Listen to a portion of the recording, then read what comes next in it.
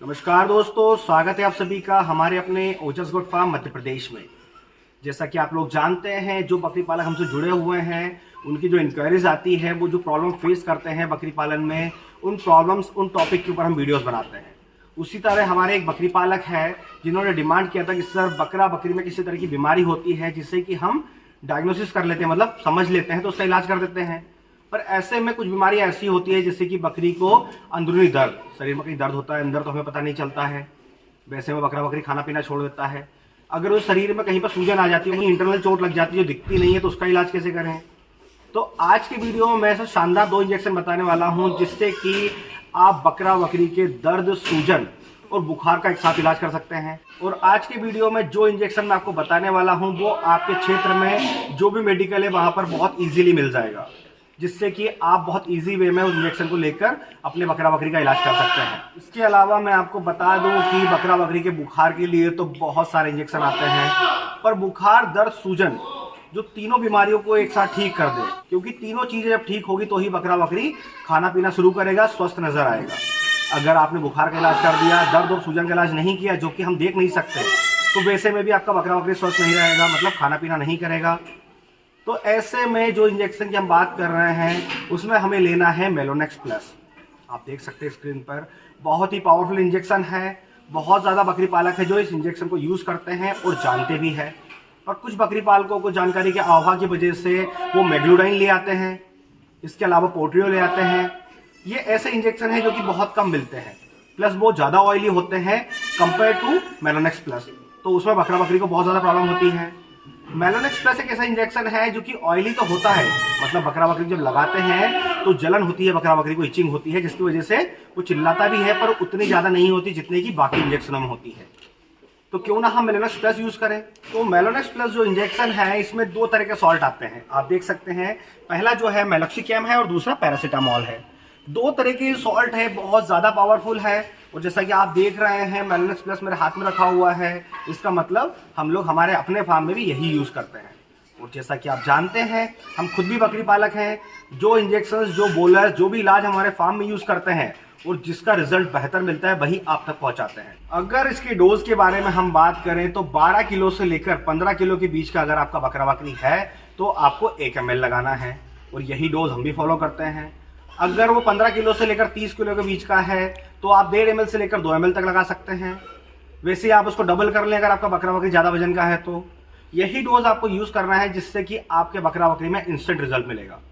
अगर उसे बुखार है, दर्द है, सूजन है इंटरनल शरीर में अंदर कहीं पर भी, तो तुरंत रिलैक्स मिलेगा। इसका रिजल्ट बहुत ज़्यादा पावरफुल है।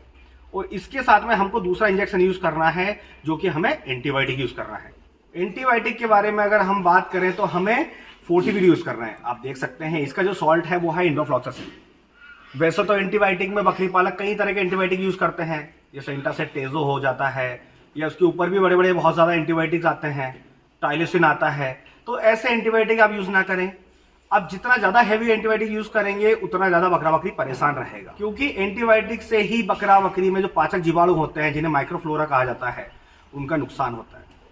जितना ज़्यादा एंटीबायोटिक यूज़ करेंगे उतना ज़्यादा बकरा बकरी को नुकसान होगा। जब भी हम एंटीबायोटिक लगाते हैं तो हमें एक ऐसा एंटीबायोटिक यूज़ करना है जिससे कि बकरा बकरी के पाचक जीवाणु नष्ट ना हो। जैसे कि फोर्टिविर है, ये जो है बहुत ही पावरफुल एंटीबायोटिक है। जब भी हम बकरा बकरी में यूज़ करते हैं तो ये 3 दिन में एक बार यूज़ होता है। मान लीजिए आज आपके बकरा बकरी को बुखार है या दर्द सूजन है, मतलब जो अंदरूनी दर्द सूजन है हम देख नहीं पा रहे हैं, हम समझ नहीं पा रहे हैं, तो उसमें आप ये एंटीबायोटिक यूज़ करते हैं तो आपको 3 दिन तक इसे यूज़ नहीं करना है, जिससे कि बकरा बकरी में जो माइक्रोफ्लोरा होते हैं वो कभी नष्ट नहीं होंगे।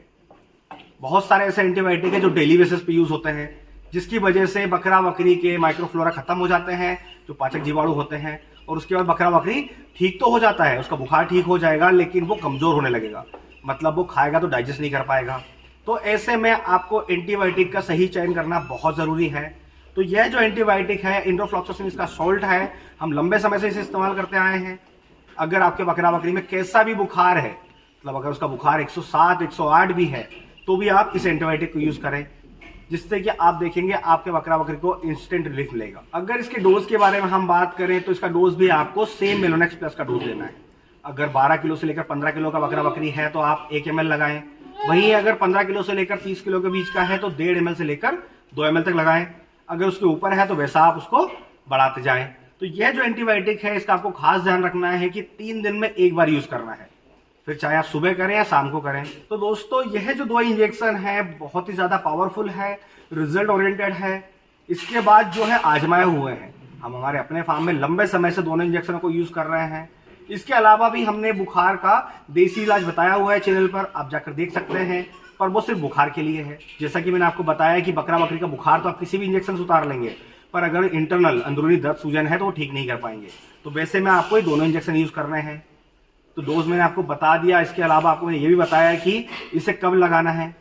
और अगर फिर भी आपके दिमाग में किसी तरह का सवाल है इन्हें लेकर तो आप कमेंट बॉक्स में आकर हमसे बात कर सकते हैं। तो आज के वीडियो में बस इतना ही, और इसी तरह बकरी पालन से जुड़ी जानकारी के लिए हमारे चैनल से जुड़े रहें।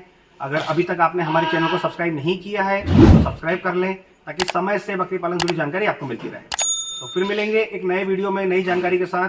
धन्यवाद।